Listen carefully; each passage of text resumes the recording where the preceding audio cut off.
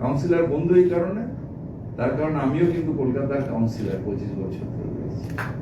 সেই জন্য কাউন্সিলর বন্ধুদের যে আপনাদের এই যে উদ্যোগ, আমি এসেছিলাম সেই আপনাদের কাউন্সিল ইলেকশনের প্রচারে এসেছিলাম, এই যে শহরে কি করে আমার ওয়ার্ডটাকে সুন্দর করব। এই আমি এমএলএ রয়েছি, 4টা কাউন্সিলর রয়েছে, কিন্তু এই যে যারা কাউন্সিলরের কাজ করে তারা মানুষের এত কাছাকাছি চলে যায় যে কাজটার মধ্যে একটা এমন আনন্দ থাকে, এই যে নাগরিক পরিষেবা দেওয়া, এবং সেটা যদি ফ্রেন্ডলি কর্পোরেশন হয়, যে কর্পোরেশনে আসছি, মেয়রের সাথে কথা বলছি, ডেপুটি মেয়রের সাথে কথা বলছি, এমআইসি দের সাথে কথা বলছি, স্যাংশন করছি, এটা ভেতরের মধ্যে জ্বালা রয়েছে যে আরো কাজ করবো, ভেতরটা ছটপট করে, এবং সেই কাজগুলো যখন ওয়ার্ডে করতে পারি, মানুষ যখন হেসে আমাদের দিকে তাকিয়ে থাকে, এর থেকে বড় স্যাটিসফ্যাকশন কিছু হয় না, যেটা আমরা কাউন্সিলররাই একমাত্র বুঝতে পারি, আর অন্য কেউ বুঝতে পারবে না। তাই এই কাজটা, এই যে নাগরিক পরিষেবা, আমি বসে বসে দেখছিলাম আপনাদের, অত্যন্ত ভালো। শুধু নাগরিক পরিষেবা না, যেহেতু বাংলা আমাদের কালচারাল হাব, বাংলা হচ্ছে কৃষ্টি সংস্কৃতির পীঠস্থান ভারতবর্ষে, সেখানে কালচারালিও আপনারা অনেকটা মানুষের কাছে গিয়ে এই কালচারাল অনুষ্ঠানগুলো করে একটা আমাদের যে সংস্কৃতি সেটাকে তুলে ধরছেন, সেটাকে নেক্সট জেনারেশনের কাছে পাঠাচ্ছেন, যাতে নেক্সট জেনারেশন এই কালচারাল দিকটা দেখে। এটা কিন্তু অত্যন্ত জরুরি, এবং সেই কাজটা নিশ্চিতভাবে আপনারা করছেন। সুন্দর হল, সুন্দর শহর, সুন্দর কাউন্সিলররা, সুন্দর মেয়র, এরা দেখলে মনে হয় যে একটা ফিটফাট শিলিগুড়ি চলছে। গৌতমদা নিশ্চিতভাবে প্রচন্ডভাবে যান কলকাতায়, নগর উন্নয়নে আমি বৃহস্পতিবার করে বসি, সেখানে দেন। আমি শিলিগুড়ি একটা গেস্ট হাউস উদ্বোধন করলাম আগের সপ্তাহে, 2 সপ্তাহ আগে একটা গেস্ট হাউস উদ্বোধন করলাম। সেখানেও ইচ্ছে যে শিলিগুড়ি থেকে যারা যাবে তারা গিয়ে থাকবে, তারা যাতে ভালোভাবে থাকতে পারে, এবং খাবারটা দারুণ, আমি খেলাম, দারুণ খাবার। সুতরাং এই যে সবটা গুছিয়ে করা, এটা অত্যন্ত জরুরি, এবং সেই কাজটা আপনাদের মেয়রের নেতৃত্বে আপনারা করছেন, এটা অত্যন্ত জরুরি।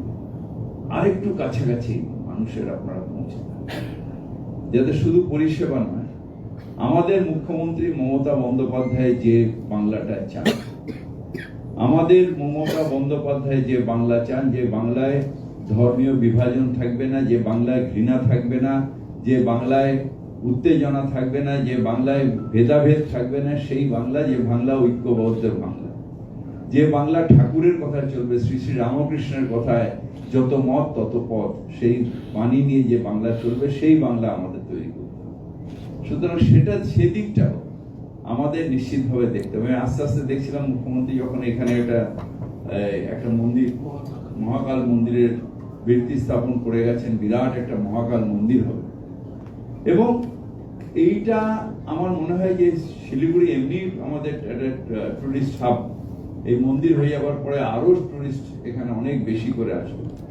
কিন্তু এখানে আমরা সবাইকে নিয়ে চলে, আমিও আজকে এসেছি, শিলিগুড়িতেই একটা উরুস আছে, সেই উরুসটা এরপরে আমরা সেখানে যাব। অর্থাৎ সব মানুষের সাথে, সব ধর্মের সাথে, সব বর্ণের সাথে আমরা মিশে মিলে এক হয়ে যাব।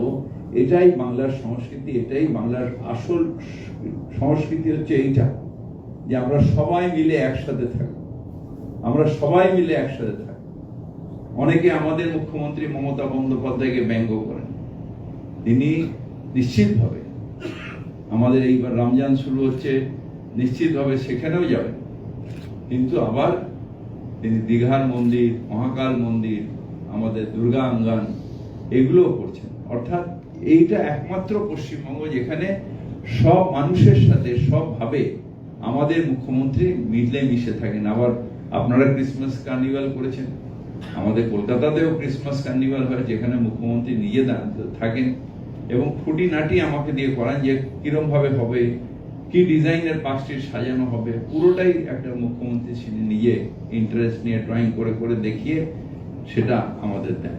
সুতরাং এই যে আমাদের যে এই যে পরিবেশ, এই পরিবেশটা আপনাদের কাছে, মানুষের কাছে এটা বোঝাতে হবে। যে আমাদের বাংলা এমন একটা জায়গায় যেখানে বিবেকানন্দ, রামকৃষ্ণ ছাড়া আর কোনো স্থান নেই আমাদের। সেই স্থানটাই হচ্ছে যেখানে আমরা সবাইকে নিয়ে চলবো, ইনটলারেন্সের কোনো জায়গা নেই, টলারেন্স আমাদের থাকবে। এবং সেটাই শিলিগুড়ি কর্পোরেশন সেই জায়গাটা যেদিন জিততে পারবে, সেদিন আমাদের থেকে অনেক বেশি এগিয়ে যাবে। যেদিন এই জায়গাটা আমাদের আসবে যে আমাদের সবাইকে নিয়ে চলা, শুধু মুখে সবকা সাথ সবকা বিকাশ নয়, সত্যিকারের সবাইকে নিয়ে, সবার হৃদয় জয় করে সবাইকে নিয়ে চলা, এটাই বাংলার সংস্কৃতি, এটাই বাংলার কৃষ্টি, এবং সেটাই আপনারা সবাই মিলে করবেন, এটা আমার দৃঢ় বিশ্বাস আছে। আপনারা মানুষের এত কাজ করেছেন, আমাদের আরো ইচ্ছে করে গৌতম দা যা যা দেয় আমার মনে হয় সব কটাতে ঠিক মেরে দিই, কিন্তু একটা জায়গায় আমাদের আটকে যায়, সেটা হচ্ছে দিল্লিতে আমার 2 লক্ষ কোটি টাকা বাকি রয়েছে।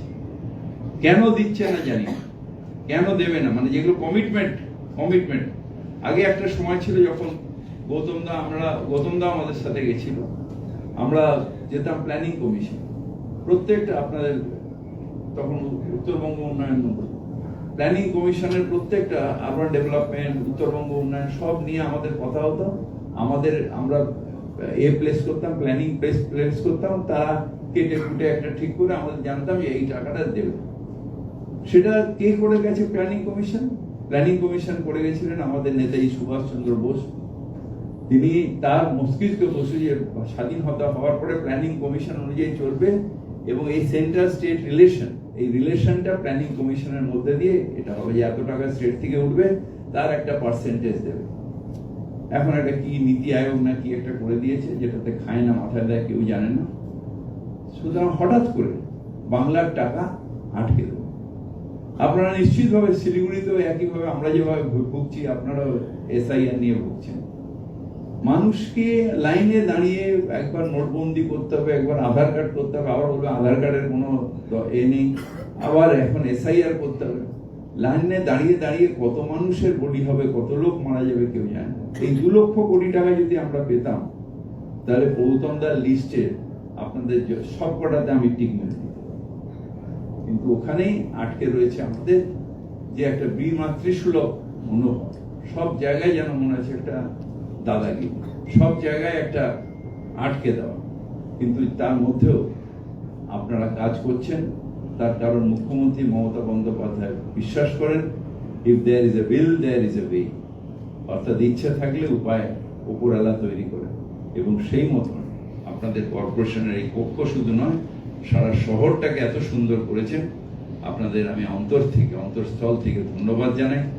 আমরা মানুষের সাথে থাকবো, মানুষের পাশে থাকবো, ধর্ম নিরপেক্ষতা নিয়ে বাংলার যেটা মেইন ঝান্ডা সেটা নিয়ে এগিয়ে যাব, এবং সারা বাংলায় আমরা চতুর্থবারের জন্য আবার আমাদের মুখ্যমন্ত্রী মমতা বন্দ্যোপাধ্যায়কে বলবো, তুমি এগিয়ে চলো, শিলিগুড়ির থেকে আরম্ভ করে সারা বাংলা তোমার সাথে আছে, উন্নয়ন চলছে, উন্নয়ন চলবে। আপনাদের সবাইকে আবার অসংখ্য ধন্যবাদ জানিয়ে আমার বক্তব্য রাখছি।